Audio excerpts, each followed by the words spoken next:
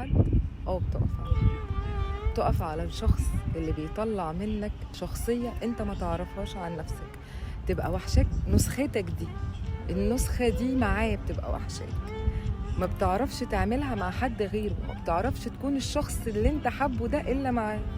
شخص يقدر يخليك أسعد واحد في الدنيا وأتعس واحد في الدنيا، شخص متحكم في كل تفصيلة في يومك. تسأل نفسك، معقول كل الناس اللي حواليا دي ما بتعرفنيش، ما بتفهمنيش، ما بتعرفش تطلع مني وتضحكني وتبسطني إلا الشخص ده؟ تحس إنك في وسطيهم في غربة، وعمرك ما هتبقى كويس من غيره. ومهما قلبك اتكسر، ومهما قعدت حزين، ومهما أيامك راحت، انت مش عايز غيره. فلما تسيب حد أو حد يعني يسيبك، ما تزعلش.